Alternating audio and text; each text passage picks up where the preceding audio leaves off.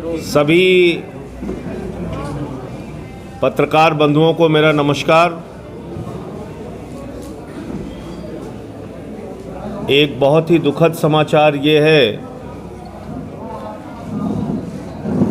कि हिंदुस्तान ही नहीं पूरी दुनिया में सिया धर्मगुरु के रूप में, शांति के एक दूत के रूप में, हिंदू मुसलमान की एकता के प्रतीक के रूप में जिनकी एक पहचान थी, मौलाना कल्बे सादिक साहब, कल उनका निधन हो गया। लंबे समय से वो बीमार चल रहे थे। मैं आम आदमी पार्टी की ओर से, दिल्ली के मुख्यमंत्री अरविंद केजरीवाल जी की ओर से और अपने कार्यकर्ताओं की ओर से हिंदू मुस्लिम एकता के प्रतीक मौलाना कल्बे सादिक साहब को अपनी श्रद्धांजलि अर्पित करता हूं। अभी मैं उनकी मिट्टी में शामिल होकर आया हूं और उनके परिवार को ईश्वर शक्ति दे, उनकी आत्मा को प्रभु शांति दे, ऐसी प्रार्थना करता हूं। इसके साथ साथ आज सारा पुलिस प्रशासन, सारा अमला वहां की व्यवस्था में लगा हुआ है।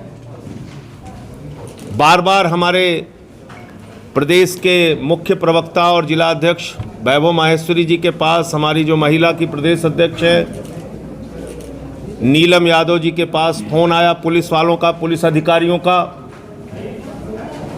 देखिए, आज कल्बे सादिक साहब की मिट्टी है, हम सब लोग यहाँ लगे हैं। कोई ऐसी कानून व्यवस्था नहीं बिगड़नी चाहिए। हमने कभी कानून व्यवस्था बिगाड़ने का काम नहीं किया। हम इस देश के लोकतंत्र में, इस देश के संविधान में भरोसा रखते हैं और आज इस दुखद घटना की वजह से हमने अपना प्रदर्शन स्थगित किया, समाप्त नहीं किया, स्थगित किया है। और मिट्टी हो गई। कल जो घटना हुई उससे ये मालूम पड़ता है कि आदित्यनाथ जी के राज में लोकतंत्र नाम की कोई चीज बची नहीं। आप जायज मुद्दों के लिए भी आवाज उठाएंगे तो आपको जेल में डाल दिया जाएगा। मैं पूछना चाहता हूं, आदित्यनाथ जी, उत्तर प्रदेश में लोकतंत्र का राज है या तानाशाही का राज है या आपातकाल है आपके राज्य में? पूरे प्रदेश में 6 साल की, 7 साल की, 8 साल की बच्चियों का रेप हो रहा है।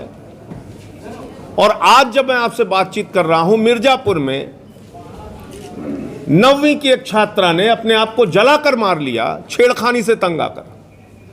बुलंदशहर में 3 दिन में 3 छात्राओं ने अपनी जान दी, आत्महत्या कर ली। उनके साथ दुष्कर्म हुआ, छेड़खानी हुई, उनको न्याय नहीं मिला। आज प्रदेश के अंदर बच्चियां आत्महत्या कर रही हैं। वो इस सरकार से इतनी नाउम्मीद हो चुकी हैं। और बेटियों के लिए अगर कोई आवाज उठाता है तो आप उसके साथ अभद्रता करते हैं, उसको जेल में डाल देते हैं। ब्रिज कुमारी जी हमारी सह प्रभारी हैं उत्तर प्रदेश की, और कल एक दरोगा, आप देखिए किस तरीके से लाठी से इनको पूरा धक्के मार रहा है, गाली गलौज कर रहा है। वहां पर मालूम पड़ रहा है कि यहां तो मतलब आप किसी के हक के लिए बोल नहीं सकते। तो मैं आदित्यनाथ जी को कहना चाहता हूं कि मैं आपकी जेल की और मुकदमे की और लाठी की ताकत को वास्तव में देखना चाहता हूं। और अब एक नहीं, चरणबद्ध तरीके से आपके खिलाफ आंदोलन होगा।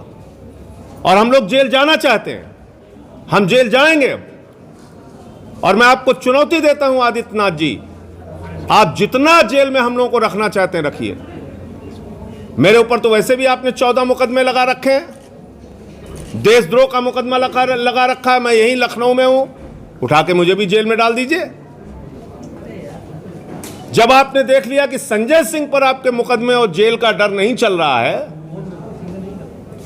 तो जैसे ही हमारे छात्र शक्ति के लोगों ने, नौजवानों ने एक प्रदर्शन किया, अपनी शक्ति दिखाई, बेरोजगार उसमें इकट्ठा हुए, बेरोजगारों से आप इतना घबरा गए कि हमारे CYSS के प्रदेश अध्यक्ष बंसराज दुबे को आप गिरफ्तार करके लेके चले गए। हमारे पार्टी के प्रदेश के उपाध्यक्ष इमरान लतीफ साहब को आपने गिरफ्तार कर लिया। हमारे प्रदेश के सचिव तुषार श्रीवास्तव को गिरफ्तार कर लिया। हमारे युवा के जिला अध्यक्ष लखनऊ के ललित वाल्मीकि को गिरफ्तार कर लिया। विधानसभा के हमारे बक्सी के तालाब के अध्यक्ष पंकज यादव को गिरफ्तार कर लिया। और मैं आम आदमी पार्टी की महिला शक्ति के कार्यकर्ताओं को सैल्यूट करना चाहता हूं। कल जिस तरीके से हमारी प्रदेश अध्यक्ष नीलम यादव जी लास्ट तक लड़ती रही इस बात के लिए कि हमें जेल लेके चलो, साथ में हमने प्रदर्शन किया है, महिलाओं के उत्पीड़न और अत्याचार के खिलाफ ये प्रदर्शन है, तो हम भी जेल जाना चाहते हैं। ये हौसला, ये ताकत आदित्यनाथ जी आम आदमी पार्टी के कार्यकर्ताओं में। और मैं आपको अब दिखाना चाहता हूं चरणबद्ध तरीके से, नोट कर लीजिएगा आज की ये प्रेस कॉन्फ्रेंस, चरणबद्ध तरीके से उत्तर प्रदेश में बेरोजगारी के सवाल को लेकर, किसानों के सवाल को लेकर, महिलाओं की सुरक्षा के सवाल को लेकर आंदोलन चलेगा और हम आपकी जेल में जाएंगे। हम देखना चाहते हैं कितनी जेल की ताकत है आपकी। आप दिखाइए अपने जेल की ताकत। आप मुकदमे से, लाठी से, जेल से लोगों को डराना चाहते हैं। यहां बिजली का बिल किसी का बढ़ जाए, आवाज नहीं उठा सकता। किसी की बेटी का बलात्कार हो जाए, आवाज नहीं उठा सकता। किसी का रेप के बाद मर्डर कर दिया जाए, उसके घर में कोई शोक व्यक्त करने नहीं जा सकता। यह शासन चला रहे हैं आप। इतनी दादागिरी। 151, 107, 16 के मुकदमे में कल से लेकर आज तक आपने उन 5 लड़कों को जबरदस्ती पकड़ के जेल में रखा हुआ है, क्वारंटाइन सेंटर में आपने डाल रखा है। गजब की दादागिरी है। कल मैंने तमाम वरिष्ठ अधिकारियों से बात की। मैंने कहा भाई वो शांतिपूर्ण प्रदर्शन कर रहे थे, उनका अपराध क्या है? बेटियों की सुरक्षा के लिए मांग करना अपराध है उत्तर प्रदेश में? मतलब बलात्कारियों के साथ आदित्यनाथ की सरकार खड़ी रहेगी और बेटियों की सुरक्षा के लिए मांग करने वाले आंदोलनकारियों को आप जेल में डालेंगे? यह सरासर तानाशाही है और आपातकाल की स्थिति उत्तर प्रदेश में है। यहां कोई आवाज नहीं उठा सकता आदित्यनाथ की सरकार के खिलाफ। और इसलिए आज मैं ऐलान करता हूं, हमारी कल की प्रदेश कार्यकारिणी की बैठक थी, आज जिला अध्यक्षों की बैठक हुई है और हम सब ने सामूहिक रूप से निर्णय लिया है, हर जिले के अंदर ईंट से ईंट बजा देंगे इस सरकार के खिलाफ। हम लोग खामोश बैठने वाले नहीं हैं। हम देखना चाहते हैं कितनी ताकत है इस सरकार की जेल में, लाठी में, मुकदमे की। 107, 16, 151 कल से आप सड़ा रहे हैं उनको। आप क्वारंटाइन सेंटर में ले जाकर डाल दिया। वहां पे मान लीजिए कोई कोविड पेशेंट हो, ये इन बच्चों को भी कोविड हो जाएगा। कौन होगा इसके गुनहगार? किसकी जिम्मेदारी होगी इसकी? एक विषय तो ये था। और चूंकि आज पुलिस का प्रशासन व्यस्त रहा एक दुखद घटना के बाद, इसलिए हम शाम तक अभी प्रतीक्षा कर रहे हैं। उसके बाद हम अपनी रणनीति का ऐलान करेंगे, हमें क्या करना है। हमें मालूम हमें क्या करना है। दूसरी बात, जिला अध्यक्षों की मीटिंग में आज विस्तार से एक एक जिले की समीक्षा हुई, संगठन की समीक्षा हुई। कई जगहों पर हम अपने संगठन में प्रदेश स्तर पे, जिले स्तर पे फेरबदल भी करेंगे। इसके साथ साथ पूरे उत्तर प्रदेश में जिला पंचायत के चुनाव आम आदमी पार्टी एक एक सीट पे लड़ेगी और उसके लिए कल से ही हमारे साथी जाकर अपने अपने जिलों में तैयारियों में जुट जाएंगे।